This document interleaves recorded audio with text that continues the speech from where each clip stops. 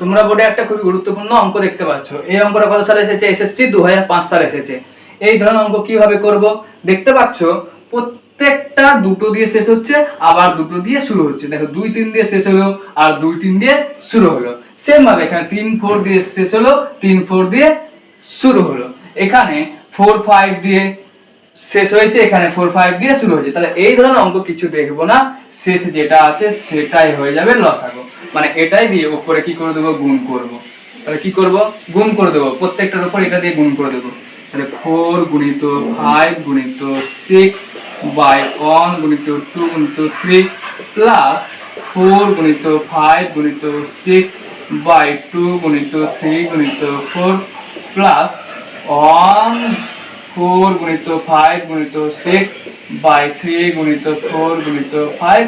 আর এটা উপর নিচে কেটে কেটে কি হয়ে যায়? 4 গুণিত 5 গুণিত 6 বাই 4 গুণিত 5 গুণিত 6। এটা সবটা কেটে কি হয়ে গেল? সবটা কেটে 1। আর এটা কি কাটবে দেখো ভালো করে। 3 আর 6 কাটলে কত হবে? 2। 4 আর 4 কাটলো, 5 আর 5 কাটলো, তাহলে কত হলো? 2। আর এটা কি হচ্ছে দেখো তো, 4 আর 4 কাটছে, 2 আর 3 এ কত হয়? 6 6 6 কেটে গেল, তাহলে এখানে কত হচ্ছে? 5। আবার এখানে দেখো 2 আর 3 এ কত হচ্ছে? 6, তাহলে এটা 6 কেটে গেল, তাহলে কত থাকছে? এখানে কত থাকছে? 4 5 20। আর এখানে কত থাকছে?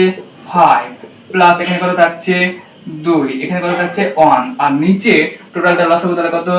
4 5 6, 4 5 4 হচ্ছে 20, 20 কে 6 দিয়ে গুণ করলে কত হয়? 120। আর উপরে কত হচ্ছে? 20 আর 5 20 5 25, 25 আর 3 25 3 28 বাই 120, তাহলে কত হচ্ছে? 14 বাই 60, তাহলে কত হচ্ছে? 7 বাই 30। তাহলে অ্যানসার কত হচ্ছে? অ্যানসার হচ্ছে 7 বাই 30। কত সহজে অঙ্কটা হয়ে গেল, আমাদের লসাগু করতে হলো না।